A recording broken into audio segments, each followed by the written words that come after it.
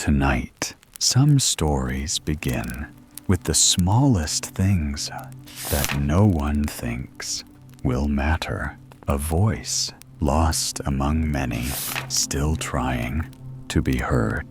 A world that moves on, leaving behind what once felt important. A moment that arrives, bringing change for everyone, and a life that seems simple, yet holds a truth others fail to see. Some search, some forget, but not everything is as it appears. So just listen and let these quiet, strange, and thoughtful stories carry you into sleep. The new century's goddess, the new century's goddess, whom our great-grandchildren, or perhaps a still later generation, will know, but we shall not. When and how does she reveal herself? What does she look like? What is the theme of her song? Whose heartstrings will she touch? To what heights will she lift her century? Why so many questions in a busy day like ours, when poetry is very nearly superfluous, when it is agreed that the many immortal productions of today as poets will in the future perhaps exist only in the form of charcoal tracings on a prison wall, seen and read only by a few curiosity seekers. Poesy is required to serve in the ranks, at least to accept the challenge in party wars, whether it be blood or ink that flows. But this is only one-sided talk, many will say. Poesy has not been entirely forgotten in our time.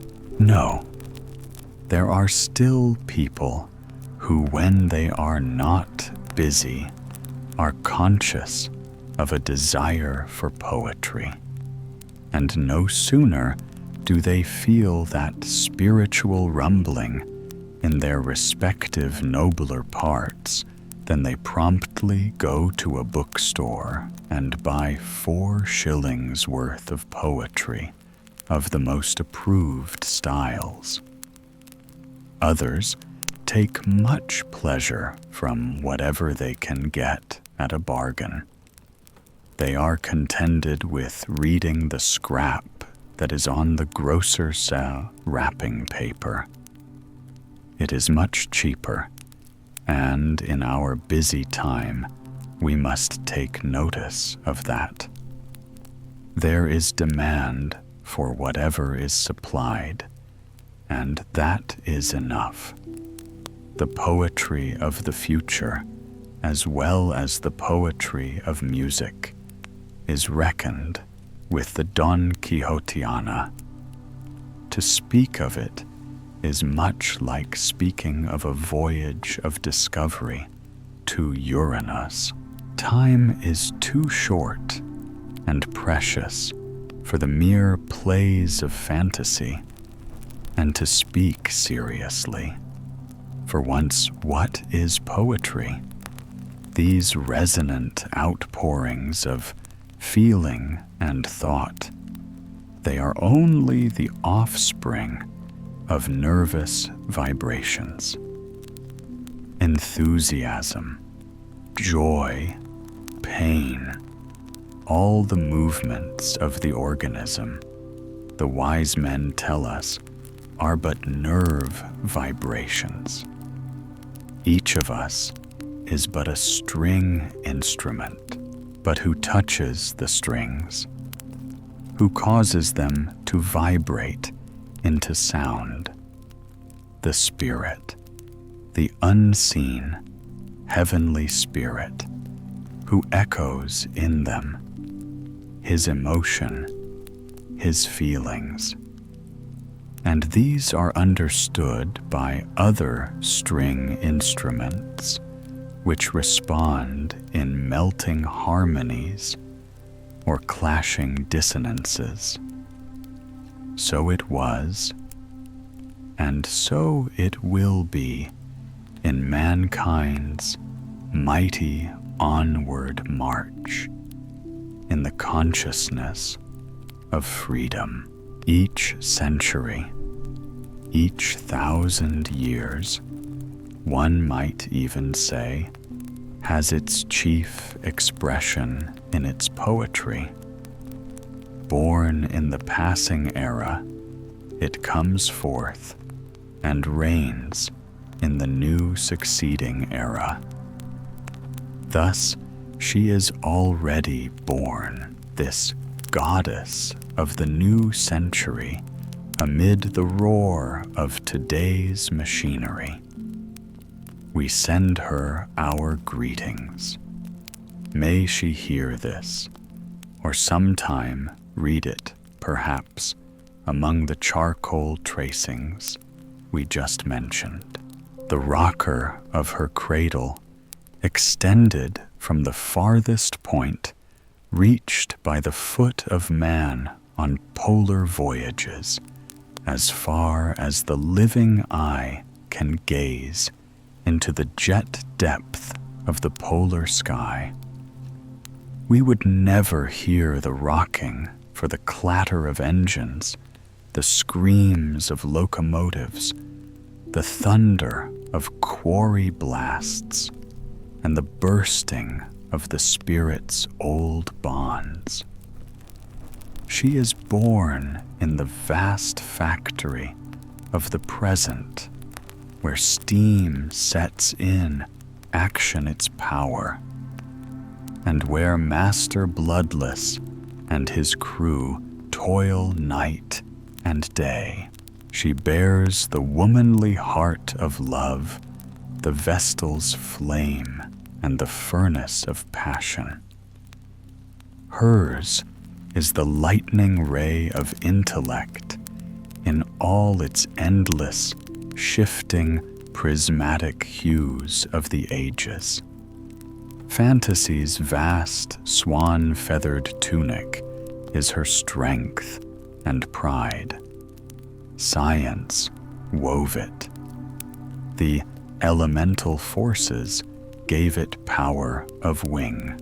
On her father's side, she is a child of the people sound in sense and heart, with an earnest eye and with humor on her lips. Her mother is the high-born, academy-trained emigrant's daughter with gilded rococo reminiscences. The goddess of the new century has in her the blood and soul of both. Upon her cradle were laid splendid birthday gifts. Plentiful as bonbons, the occult riddles of nature with their solutions are strewn there. The diver's bell gives mystic souvenirs from the deep. The map of the heavens, that high-hung Pacific Ocean, with its countless isles, each a world in itself, is embroidered on the cradle cloth. The sun paints her pictures. Photography has given her toys to play with. The nurse has sung to her of Eyvind Skalda Spiller and Ferdowsi of the Minnesingers, and what Heine Bold as a boy sang from his poetic soul. Much, far too much, has the nurse told her. She knows the Edda, the old great-grandmother's frightful tales, where horrors sweep the air with bloody wings. The whole of the Oriental 1,000 and one nights she heard in the quarter part of an hour, the goddess of the new century is still a child, but she has sprung forth from her cradle and is governed by will, though she still doesn't know what she wants. She is still at play in her vast nursery, packed with treasures of art and the Rococo, Greek tragedy, and Roman comedy are carved there in marble. The folk songs of the nations cover the walls like withered vines. A kiss from her, and they blossom forth with freshness and sweet vapor. The mighty tones and thoughts of Beethoven, Mozart, Gluck, and the other great masters surround her with eternal chords. On her bookshelves are many laid to rest, who in their day were immortal, and there is yet room for many another, whose name we hear clicking from the telegraph of immortality, but who dies with the telegram. She has read an awful lot, far too much, for is she not born in our time? And all too much must again be forgotten. But the goddess will know how to forget. She doesn't think of her song, which will flourish in thousands of years to come beside the legends of Moses and Bead Pie's golden fable about the craft and luck of the fox. She doesn't think of her mission or of her melodious future. She is still playing while the struggles of nations shake the air and sound figures of pen and cannon rush to and fro. Runes of mystic reading. She wears a Garibaldi hat, and when she reads her Shakespeare, she stops for a moment to think. He can still be played when I am grown. Calderon rests in the tomb of his works, beneath the tablet of his glory. The goddess is cosmopolitan, for she has bound together Holberg with Molière, Plautus, and Aristophanes. But most she reads her Molière. She is free from the turbulence that drives the goats of the Alps, but still her soul yearns for the salt of life, as the goats pant for the mountain salt. There is calm in her heart, as in the ancient Hebrew songs, the voice of the nomad drifts over green pastures beneath starry skies.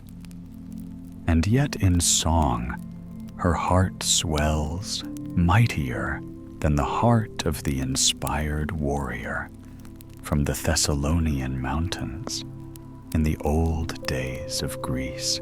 How goes it with her Christendom? She has learned the ins and outs of philosophy. The elements broke one of her milk teeth, but a new one grew. While yet in the cradle, she ate of the fruit of knowledge and grew wise, so that immortality flashed forth before her as mankind's happiest thought. When begins the new age of poesy? When will the goddess be known? When will she be heard?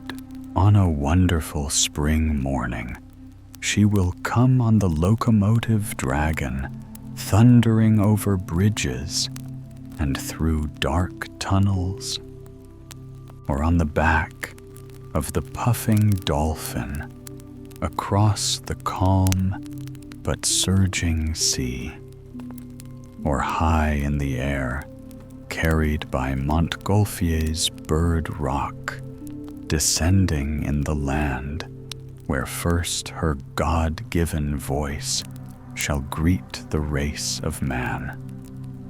When will she come from the newfound land of Columbus, the land of freedom, where the native is hunted and the African is a beast of burden, the land from where we heard the song of Hiawatha, or from the Antipodes, that golden nugget in the southern sea, the land of opposites, where our nighttime is their daytime, and where the black swans sing in mossy forests, or maybe from the land where Memnon's pillar rings. But we never understood the song of the Sphinx in the desert, from the Isle of the Coal Pit, where since the age of the great Elizabeth Shakespeare has reigned, or from Tycho, Brahe's home where he wasn't wanted, or from California's fairyland, where the redwood holds high its crown as king of the earth's forests. When shall the star be lit? The star on the brow of the goddess, the flower on whose petals is inscribed the century's ideal of beauty in form, color, and fragrance.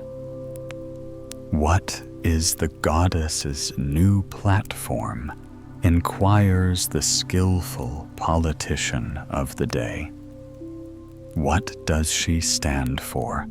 Better ask what she does not stand for. She will not appear as a ghost of bygone times.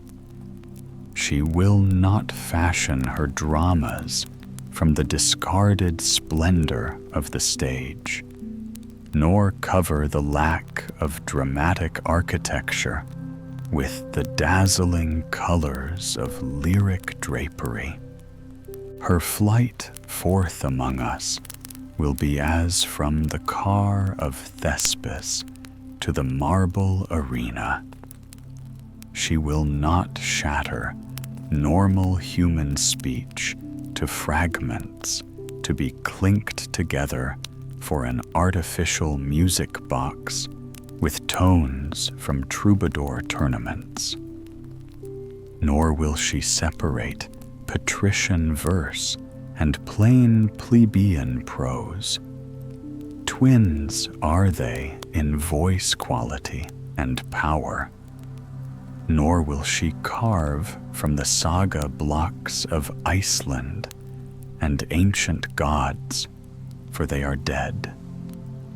No sympathy or fellowship awaits them in our day. Nor will she command her generation to occupy their thoughts with the fabric of a French novel. Nor will she dull them with the chloroform of everyday history. She will bring the elixir of life. Her song, whether in verse or prose, will be brief, clear, and rich. The nation's heartbeats are but letters in the endless alphabet of mankind's growth.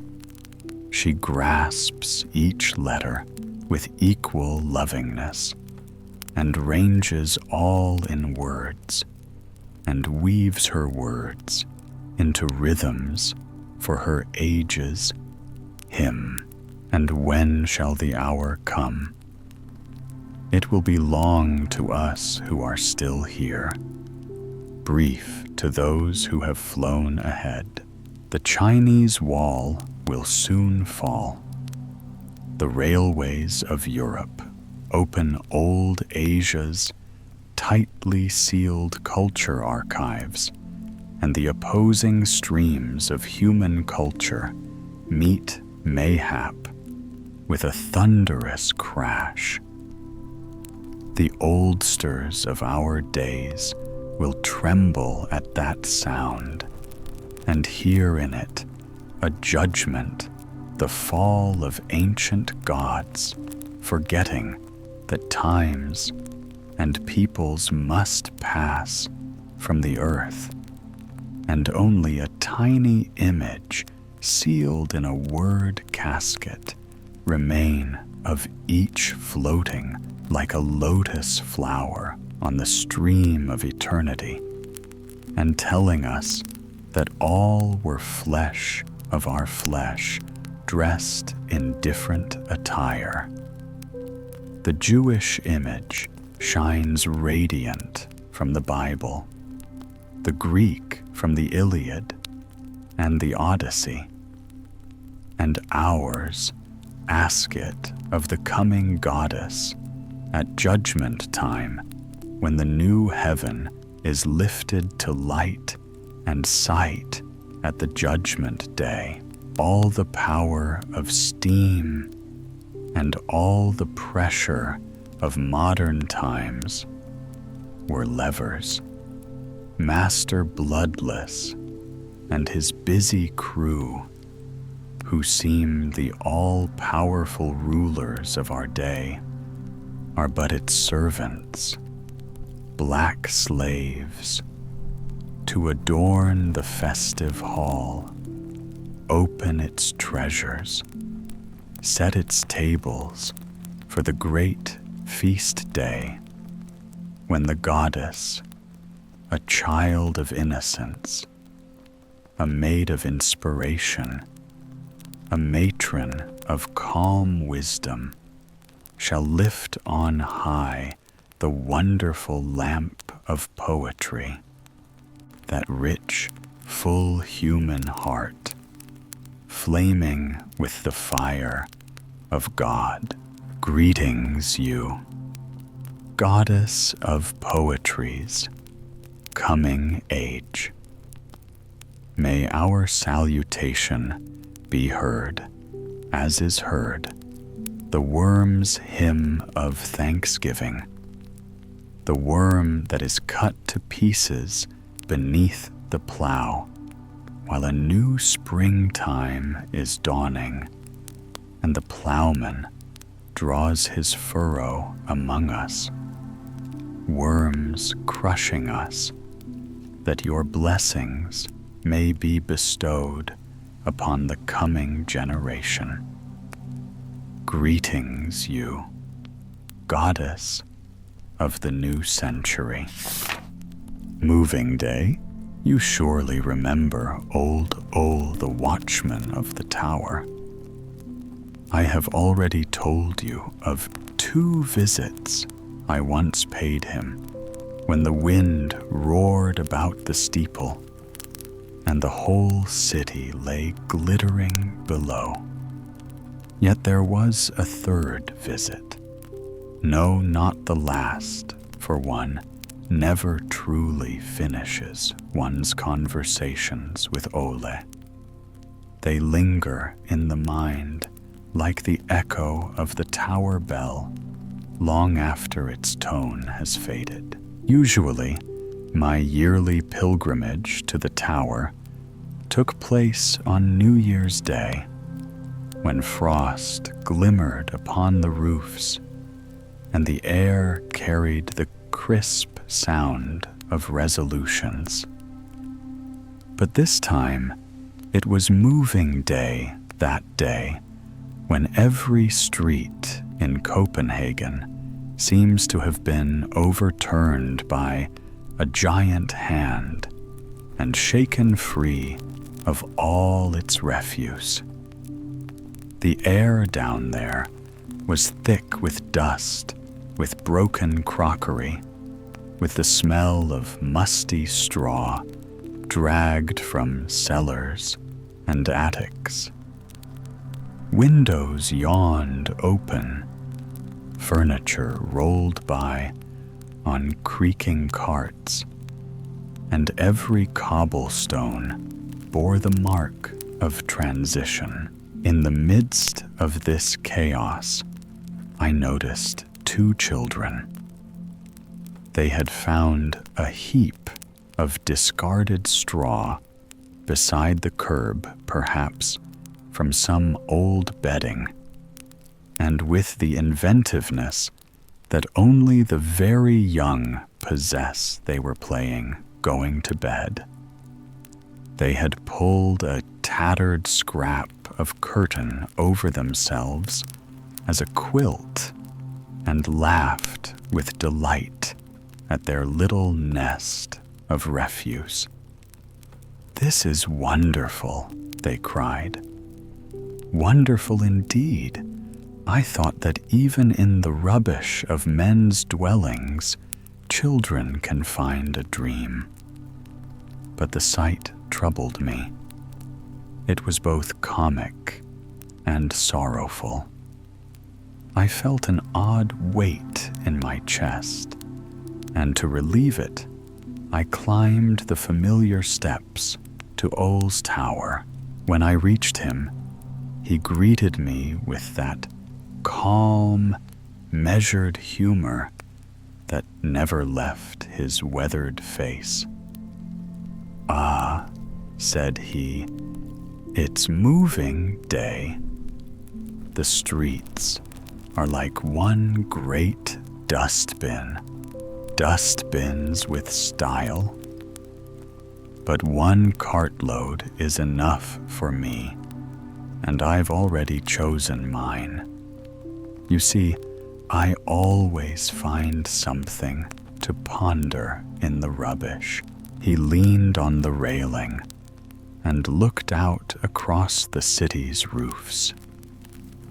The air was hazy with smoke, and far below, carts rattled along the cobbles. Soon after Christmas, Ole continued, I passed a street like this, raw damp and shivering with cold. The sort of day when a cough creeps into one's chest. A rubbish man's cart stood there, piled high with the remains of a season's merrymaking.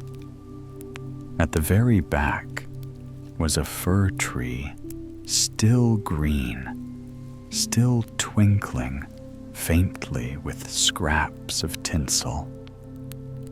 Only a few weeks before, it had stood proud and glittering in some parlor.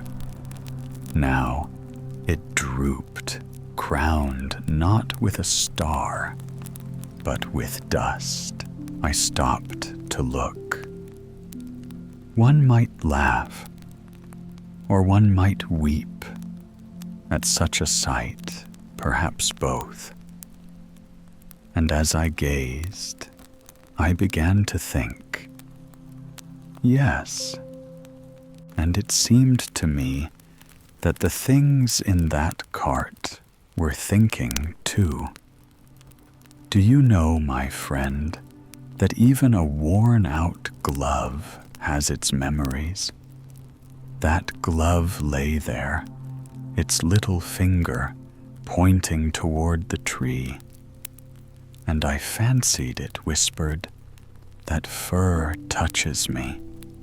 I too have known light and music. My life was one night at a ball, warm with touch and laughter. A single squeeze, and I burst, and so ended my existence." The broken potsherds below it, of course, had their own opinion. They always do. "Tasteless show," they muttered, for broken crockery finds everything tasteless. "We were of use once," they said, "but what is that green stick worth now? A useless ornament." And so they argued in the dust, each from its own point of view, as people do down there on the streets. Yet to me, Ole went on softly, that tree seemed like a bit of poetry fallen into the gutter. The tinsel caught the light of heaven better than many a polished soul does. Yes, there is often a kind of sorrowful beauty hidden in the refuse of moving day. He smiled and turned from the railing. Down below, they are exchanging one set of walls for another. They load their wagons with furniture, and behind every cart rides a house goblin, unseen but faithful, carrying with him all the family's little quarrels and disappointments. What moves is not just the household, but the whole invisible cargo of their lives, the laughter, the grudges, the tears. They believe they begin anew, but they only unpack the same old hearts in a different room. Then Ole's tone grew solemn. "There is another kind of moving day," he said, "one written not in the almanac, but in eternity. The poets have spoken of it in the old verse, printed long ago in the newspapers. Remember, death's great moving day. Yes, death too is an administrator, the most faithful of them all. Have you ever considered his many occupations? He is a bus conductor, collecting fares at the door of eternity. He is the passport clerk, stamping each traveler's paper. He is the manager of life's great savings bank, where every deed, great or small, is deposited. When he comes with his omnibus, we must climb aboard, and he hands us our references, the record of what we have done. That document will either comfort us or sting us, for it is drawn from our own account. No man has escaped that omnibus journey. They say one once tried the wandering Jew, they call him, and because he could not enter, he must now run forever behind it. Poor soul, what the poets have done to him. But the rest of us kings and beggars, geniuses and fools, we must all take our seats side by side. No one brings his wealth or title, only the small coin of his deeds. Ole paused and drew in the cool tower air. Imagine the passengers, he said quietly. Here sits the beggar, who once warmed himself on a stool in a cold corner, enduring blows and insults. In death's omnibus, that same stool becomes his carriage, shining like gold, blooming like an arbor, for patience has turned his pain into splendor. And there sits another one who drained the sparkling cup of pleasure and forgot his wrongs in its froth. Death gives him a wooden keg to drink from a bitter draught of memory. What was once inscribed forgetfulness upon his goblet now reads remembrance. He drinks and sees himself clearly for the first time. That is punishment enough, the worm that never dies, gnawing not the flesh, but the conscience. Ole's eyes gleamed in the dimness. Whenever I read history, he said, I cannot help imagining each great figure boarding that bus at last. What did death withdraw from their savings? What single act became their passport to eternity? He leaned closer, lowering his voice. There was once a French king. His name escapes me, though his kindness does not. In a time of famine, he fed his starving people, and in gratitude, they raised a monument of snow writing upon it. More quickly than this melts did you help us. I believe death gave him one single snowflake, white eternal, fluttering above his head like a blessing as his token on the journey.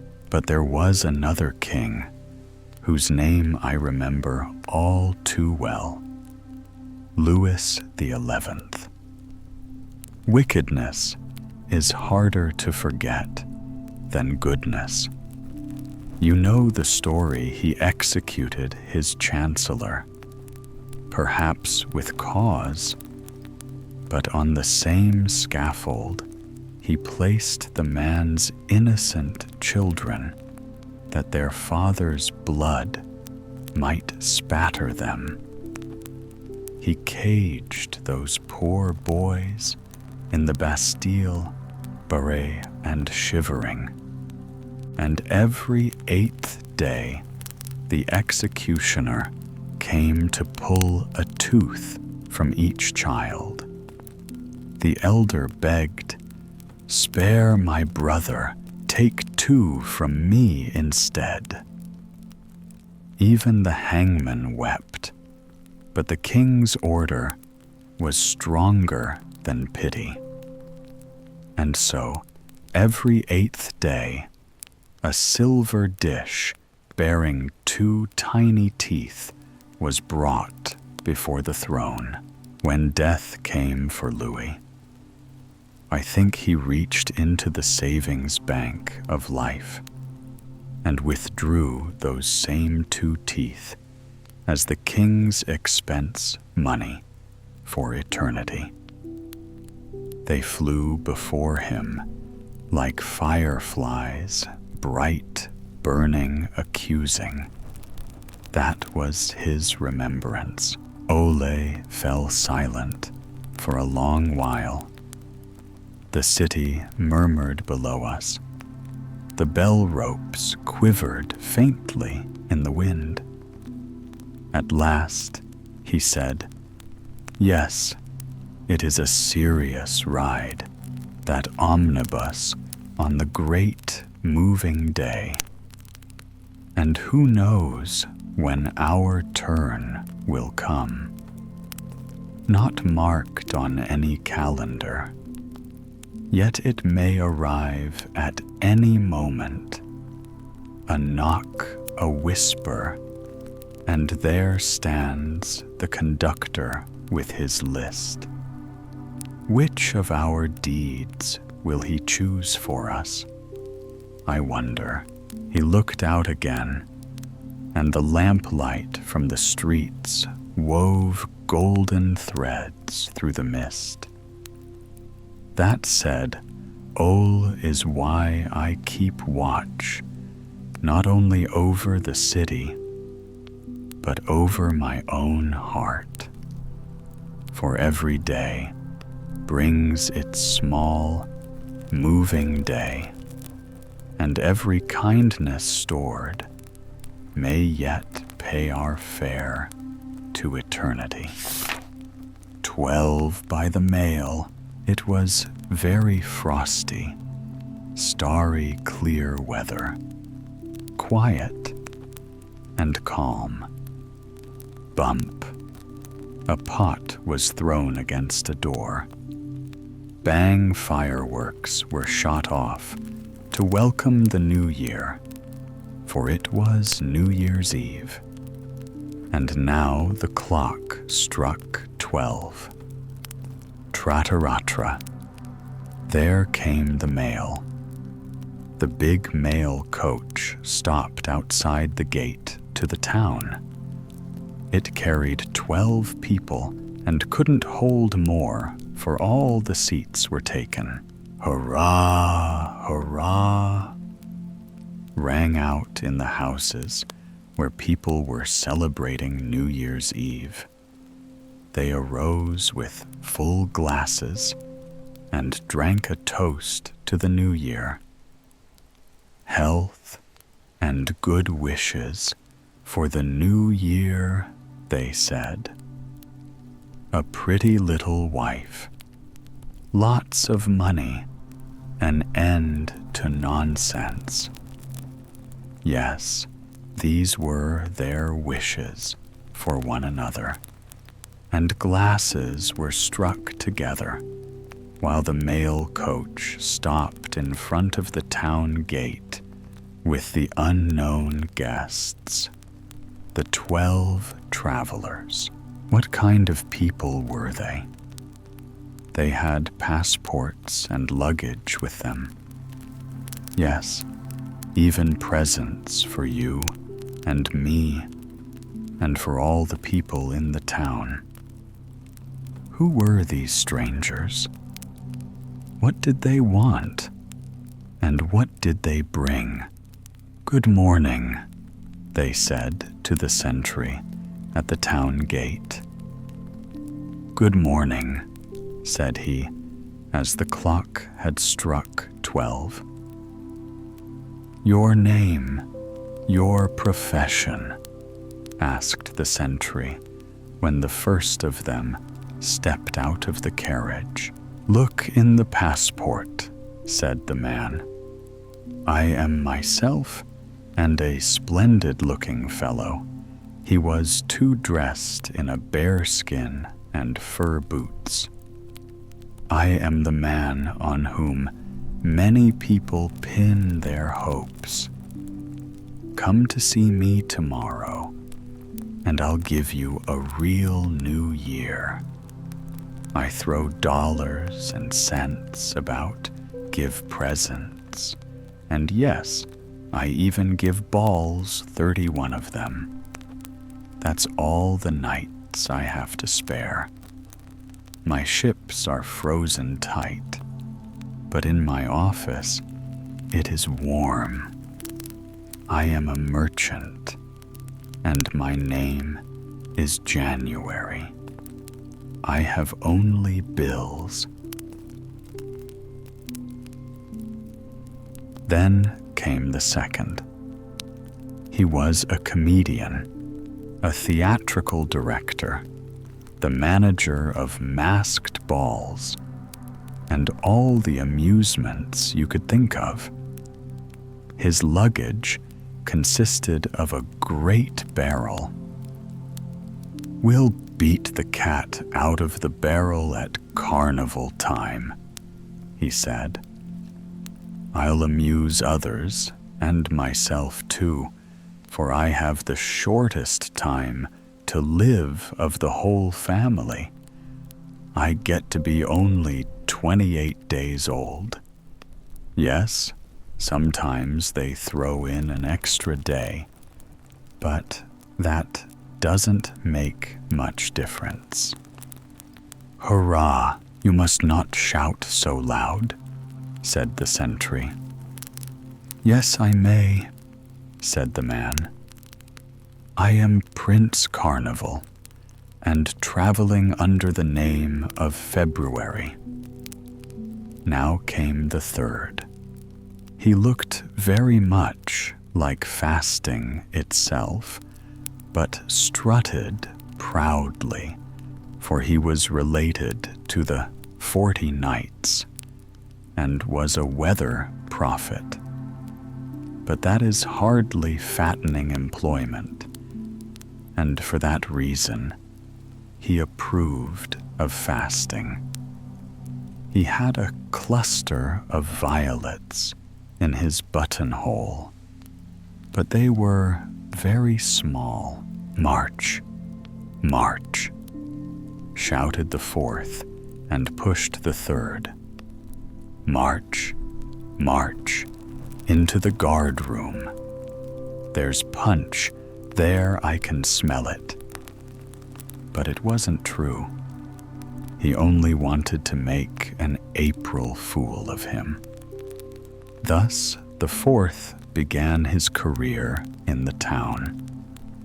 He looked very jolly, did little work, and had lots of holidays. Good humor one day, and bad the next, he said. Rain and sunshine, moving out and moving in.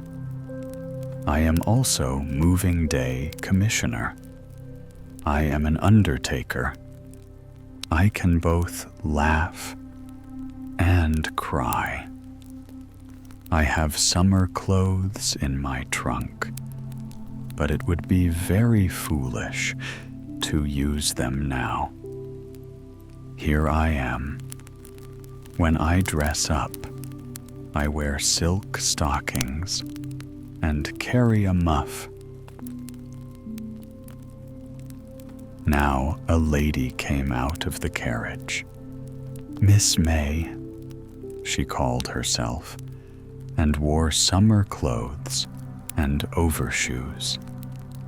She had on a beech tree green silk dress and anemones in her hair, and she was so scented with wild thyme that the sentry had to sneeze.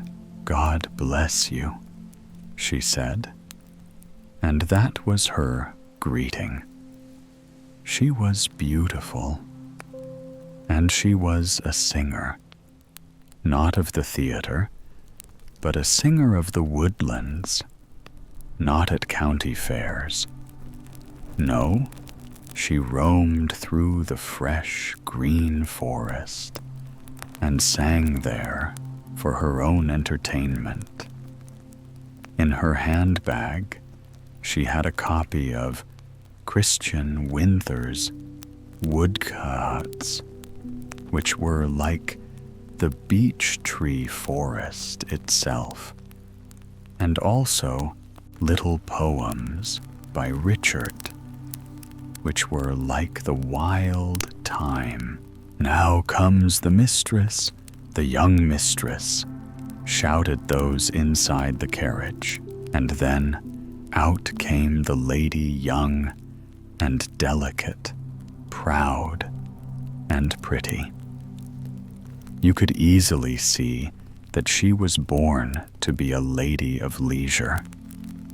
She gave a great feast on the longest day of the year, so that her guests might have time to eat the many dishes of food at her table. She could afford to ride in a carriage of her own, but still, she traveled in the mail coach like the others, for she wanted to show she wasn't too proud. But she didn't travel alone. With her was her elder brother, July. He was a well-fed fellow in attire and with a Panama hat.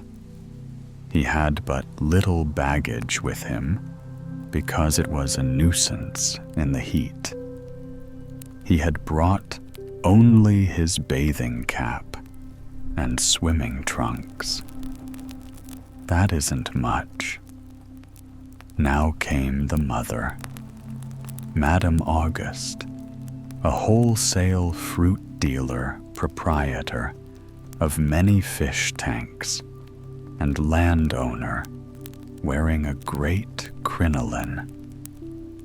She was fat and hot and took an active part in everything.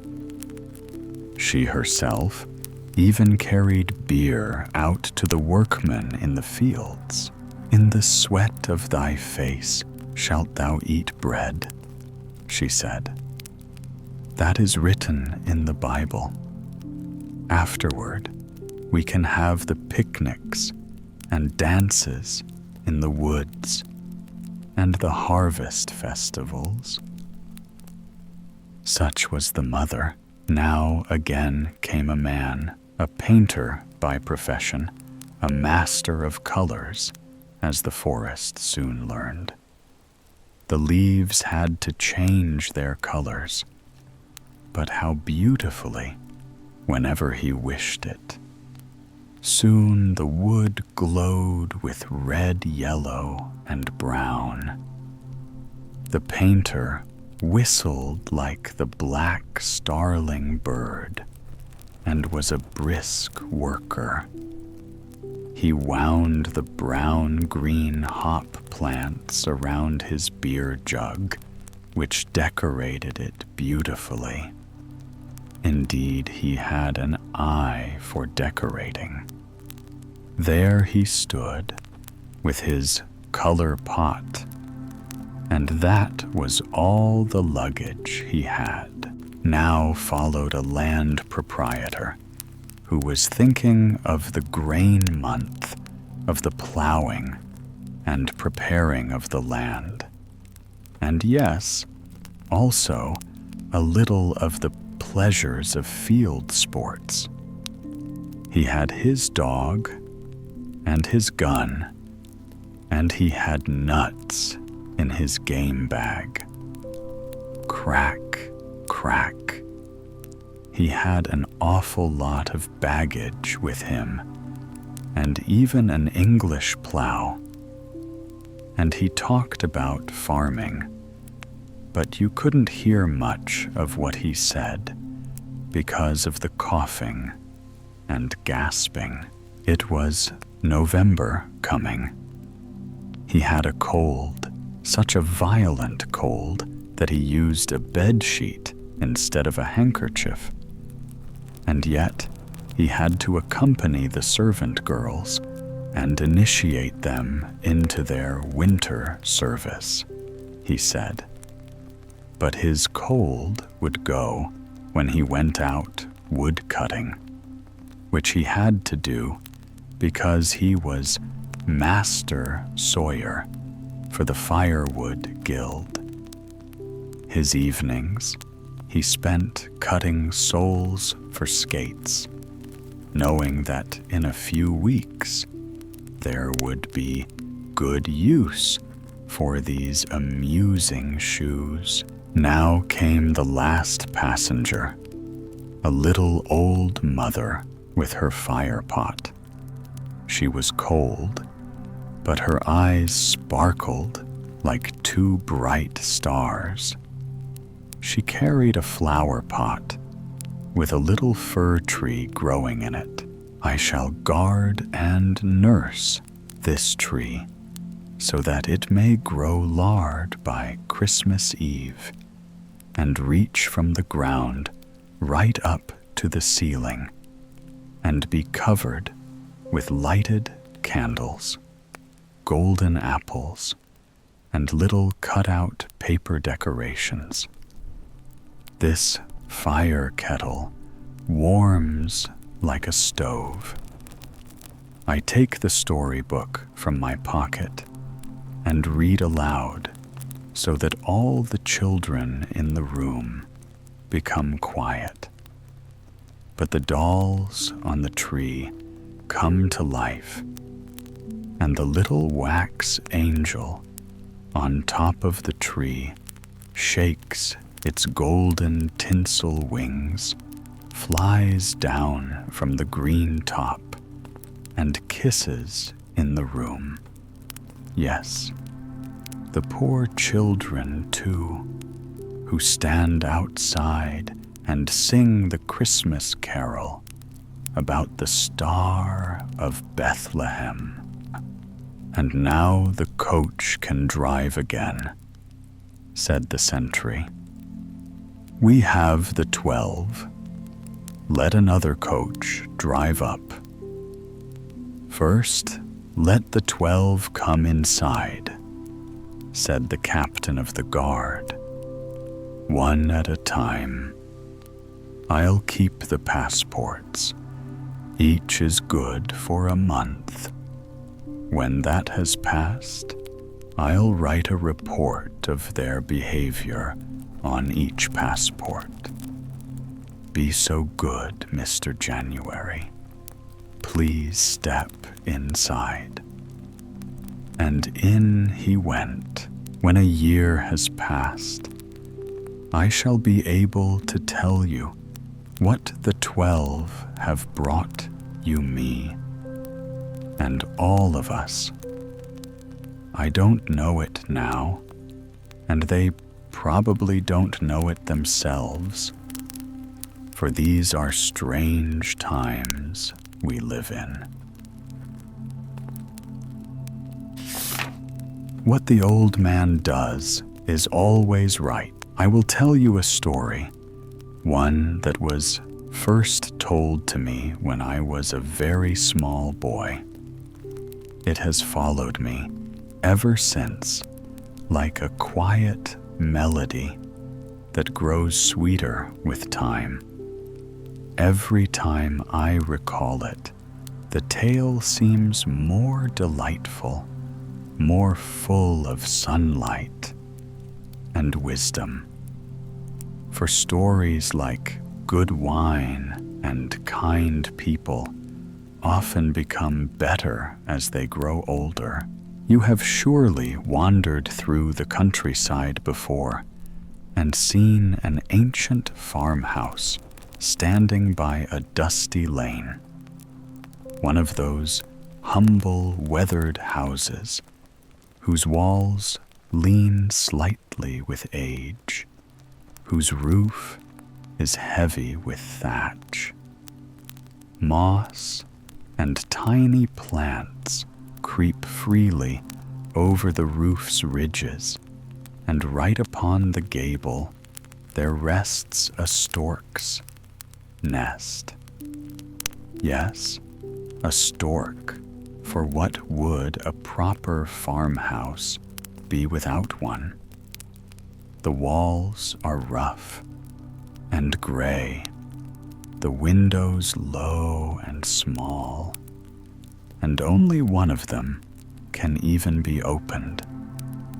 The baking oven juts boldly from the wall like a great rounded knob, and beside the paling grows an old elder tree that casts gentle shade over a little pond where a few ducks paddle, wagging their tails in cheerful laziness. A shaggy yard dog keeps guard there too, barking at every passer-by as though the whole world were his concern. Such was the farmhouse that stood along the narrow country road, and in that house lived an old peasant and his wife. They possessed little, hardly enough to call wealth, but they owned something they could not live without: an old horse, faithful and lean, who found its meals by nibbling the grass that grew along the roadside. Upon this horse, the old man would ride into town, and the neighbors often borrowed it from him. For the favor they paid in kind, a bit of help here, a small service there, and so life went on contentedly. But one day, as the years crept onward, the old couple thought that perhaps the time had come to sell the horse, or better still, to exchange it for something more useful. What might that be, they wondered. "You'll know best, old man," said the wife, kindly and confident. "It's fair day today. Ride into town and see what you can do. Whether you sell it for money or make a trade, I'll be satisfied. Whatever you decide will be the right thing." She tied his neckerchief neatly for him, for her hands were steadier than his. She smoothed the brim of his hat with her palm, gave him a kiss on the cheek, and wished him luck. Then the old man mounted the horse that was soon to be sold or bartered, and he trotted down the sunny road. The sun blazed fiercely in a cloudless sky, and the road was alive with travelers heading to the fair. Wagons, creaked carts rolled, and people walked or rode, all stirring up thick dust that glittered in the light. As he rode along, the old man came upon a peasant trudging beside a fine brown cow. A handsome beast, thought the old man. She looks gentle and strong, and she would give good milk for sure. That would be a fine exchange. Indeed, a cow for my horse. She'd serve us better than an animal that only eats. "Halloa there," he called. "You with the cow? I dare say a horse is worth more than a cow. But what of that? A cow will be more use to me. Shall we trade?" The other man was willing at once, and so the bargain was made. The old man now had a cow and walked beside her contentedly. He might well have turned back home, for his errand was done. But he had set his heart on visiting the fair, even if only to see it. And so onward he went. After a little while, he overtook a fellow, driving a fat sheep along the road. Its fleece was thick and shining in the sun. "That's a fine animal," thought the old man. "Plenty of grass at home for him, and in winter he could stay right in our cottage. Yes, that would be better still. Shall I trade again?" The man with the sheep agreed without hesitation, and soon the old man was leading the sheep along, pleased with himself, and humming a little tune. Before long, he met another traveler, a man coming out from a field carrying a large white goose under his arm. "That's a plump one," said the old man aloud. "Look at those feathers and that fat breast. My old woman would be glad indeed to see such a goose. She's often said, 'If only we had a goose.' And here is my chance. Friend, shall we exchange my sheep for your goose? And I'll thank you kindly.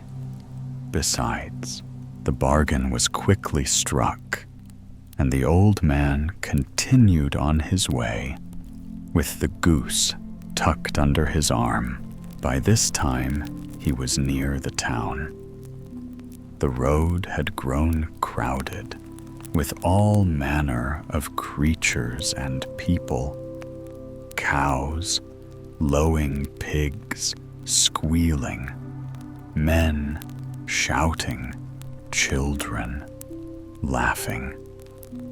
Near the toll gate, the crowd thickened so much that even the cattle pushed through into the toll keeper's garden, where a small fowl strutted about with a string tied to its leg.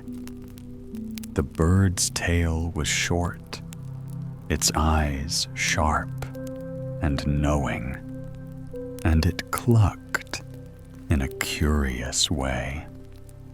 Cluck, cluck, as though it had a secret to tell. What a fine fowl that is, thought the peasant. Finer even than our parson's best hen. A fowl can feed itself almost anywhere, scratching up a living from the smallest scraps. That would be just the thing for us. If I could exchange my goose for that fowl, I'd be content indeed. The toll keeper was amused and agreed, and the exchange was made. The old man now carried the fowl proud of his day's work, though he had not yet reached the fair at all. Feeling warm and weary, he decided to rest at an inn. Just as he reached the door, the ostler came out, carrying a heavy sack. "What have you there?" asked the old man. "Rotten apples," said the ostler. "A full sack of them for the pigs." "Rotten apples," said the old man, brightening. "Why, that would please my old woman mightily. Last year, our apple tree bore just one fruit, and she treasured it till it shriveled away. She said, 'Property is property, even if it's only an apple.' Think how pleased she'll be when I bring her a whole sackful." "What will you give for it?" asked the ostler. "Well," said the peasant, "I'll give you my fowl."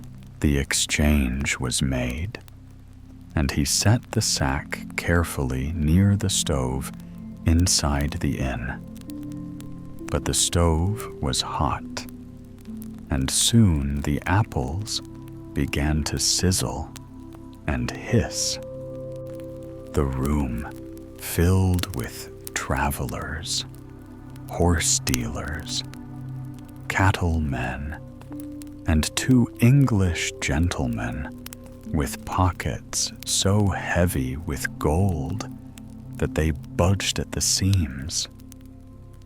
When the old man told them his tale, how he had traded the horse for a cow, the cow for a sheep, the sheep for a goose, the goose for a fowl, and the fowl for a sack of apples. They laughed and said, "Your wife will scold you soundly when you get home." "Scold me," said the peasant, smiling. "Not she. She'll kiss me and say, 'What the old man does is always right.'" "Shall we wager on it?" said one Englishman. £100 in gold, that she'll give you a tongue-lashing instead. "A bushel of apples against your gold," said the old man. "And I'll throw myself and my old woman in to fill the measure." The wager was made, and soon a carriage was brought round. Off they went, the two Englishmen and the peasant, bumping along the lane until they reached the old farmhouse. "Good evening, old woman," said the husband cheerily. "Good evening, old man," she answered. "Well, did you sell the horse?" "I made an exchange," said he, "and a fine one at that. I got a cow for it." "Thank heaven," cried the wife. "Now we'll have milk and butter and cheese." That was wisely done. "Yes, but I changed the cow for a sheep." "Even better," she said, clapping her hands. "The cow eats too much, and the sheep will give us wool besides. Jackets and stockings. Wonderful. But I traded the sheep for a goose. Then we shall feast this year," said the old woman, laughing. "You always think of me. Roast goose. Just imagine."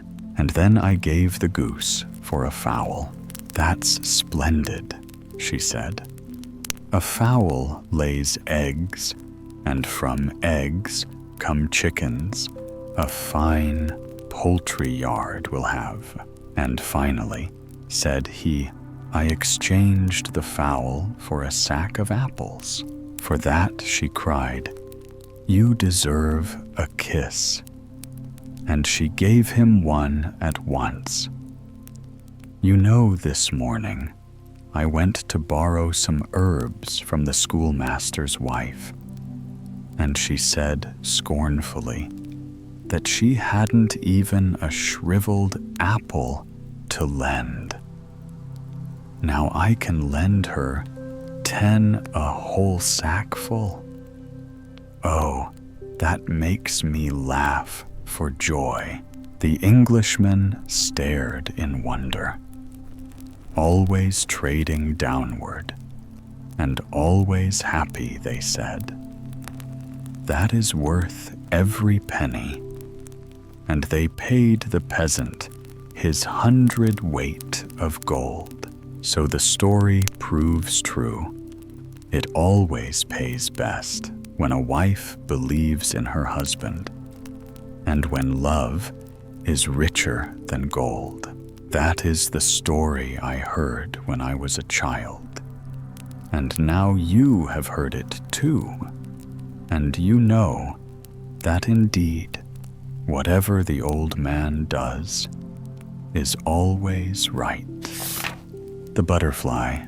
There was once a butterfly who had grown weary of drifting alone through fields of sunlight. The thought came to him one morning while hovering over a dew pearl that perhaps it was time to take a bride. He wanted naturally the prettiest and most graceful one he could find among the flowers.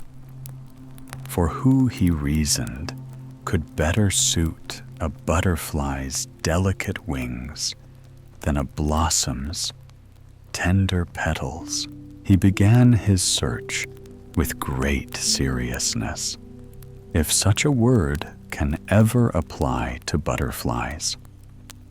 Across the wide garden, he fluttered from border to border, peering with an exceedingly critical eye at every bed of blooms. They all sat so still upon their green stalks, like modest maidens on a Sunday, blushing beneath the sun, and swaying ever so slightly in the breeze. Truly, they behaved as demure young ladies should behave before they are engaged. Yet there were so many of them that our butterfly soon grew dizzy from the abundance of beauty. Choosing seemed impossible, and when things become difficult, a butterfly, like many men, prefers to take a rest. So he went to consult the daisies, those white-petaled fortune-tellers the French so charmingly call Marguerite. They are said to prophesy matters of the heart. Lovers pluck away their leaves, whispering questions between each tear. Does she love me? Ardently, truly. A little, not at all. The flower gives its answer in silence by the chance of its last petal. Every tongue in every land repeats the ritual. The butterfly approached one such daisy, glowing in the grass. "Dearest Marguerite," he said, pressing a gentle kiss on each of her leaves, instead of cruelly plucking them. "You are the wisest lady in the garden, famed for your insight. Tell me, I beg you, which among your sisters shall be my bride? Point me to her, and I shall fly straight away to offer my heart." But Marguerite made no reply. She was affronted that he had called her a woman when she was clearly but a girl, and girls, you know, can be quite particular about such distinctions. He asked again, and yet again, but she held her tongue in perfect silence. Then the butterfly, impatient and a little offended, himself fluttered off. Very well, he thought, I shall find a wife without your help. It was early spring, and the air was fragrant with the crocuses and snowdrops, those first tender heralds of the season. He admired their delicate gowns, white, blue, and lilac, and found them very charming indeed. Pretty little maidens, he said, but perhaps a bit too prim, too polite. Youth, after all, sometimes finds innocence a little dull, so he sought the older girls.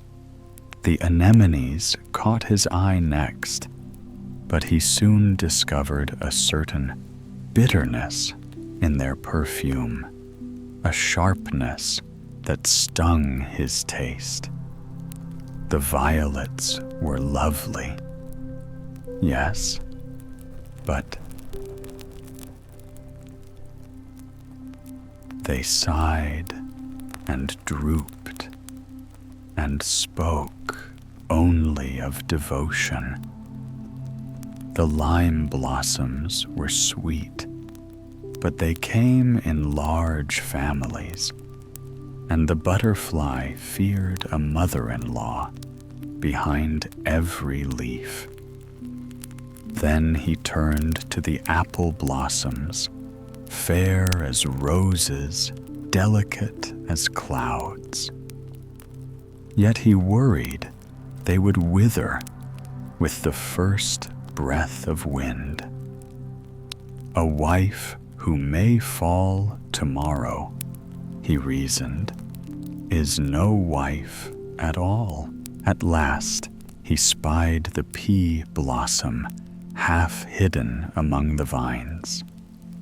She was a vision, white with a blush of pink, slender as a maiden in her first ball gown.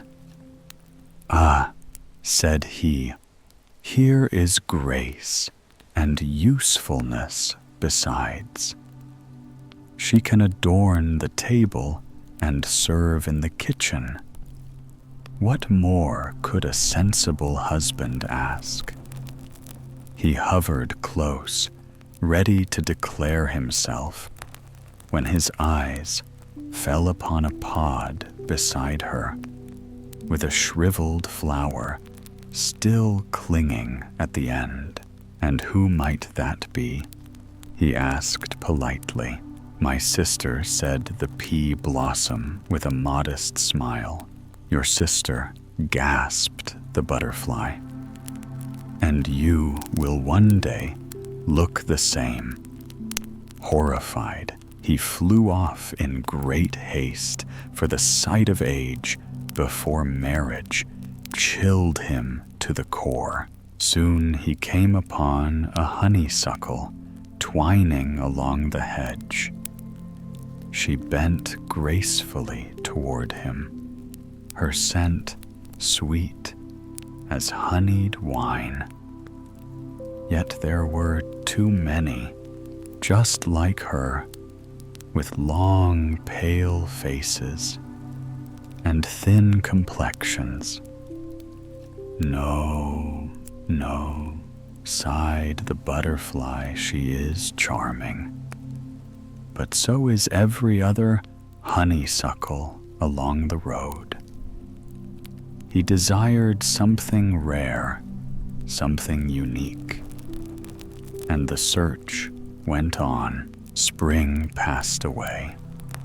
Summer ripened and waned. The orchards grew heavy with fruit. The sun grew weary, and the evenings turned gold. Still, the butterfly had made no choice. The flowers, now in their richest attire, paraded before him in splendid gowns of scarlet and purple.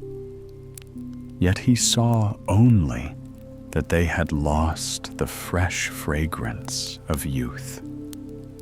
For the heart, even when it grows old, still seeks the scent of newness, and that is something no autumn bloom can give. So he turned his attention at last to the mint. Humble plant, she had no blossom to boast of, yet every leaf was full of sweetness, green and refreshing from top to root. Here, thought the butterfly, is virtue without vanity, fragrance without show. She shall be my bride. He made his declaration with great ceremony, but the mint listened quietly, standing stiff and dignified. When at last she answered, it was with gentle firmness, "Friendship, if you please, nothing more." You see, dear sir, we are both past our spring. You and I may comfort each other in conversation, but marriage? No, let us not make ourselves ridiculous. And so the butterfly, after all his fluttering and philosophizing, obtained no bride. He had delayed too long, and those who spend their years choosing often end by choosing nothing. Thus he became what the world calls an old bachelor, a title more melancholy than grand. Autumn deepened into gray. Rain drummed upon the leaves. The winds rattled the willows until they groaned, and the bright world of summer faded into mist. It was no weather for a creature in gossamer clothes.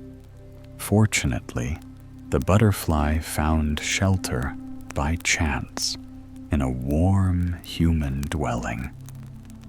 There, beside a crackling stove, it was as mild as July.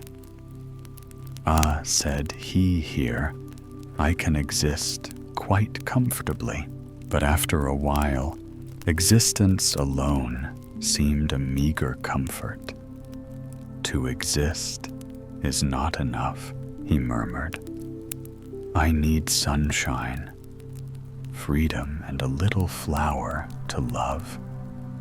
He fluttered against the window pane, longing for the open air. Those in the room saw the flash of his wings, admired him, caught him gently, and pinned him to a board in a cabinet of curiosities. There, they said, he will stay preserved forever. The butterfly, still vain even in captivity, tried to console himself. "Now I am perched upon a stalk, like the flowers I once courted," he said. "True, it is not very pleasant, but perhaps this is what marriage feels like. One cannot move, yet one must look beautiful. Yes, perhaps this is wedded life. That is poor comfort indeed," whispered a potted geranium nearby its leaves, quivering in sympathy.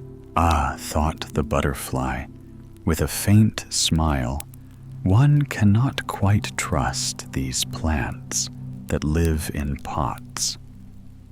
They have seen too much of mankind." And so he hung there, still glittering, beautiful, and utterly alone.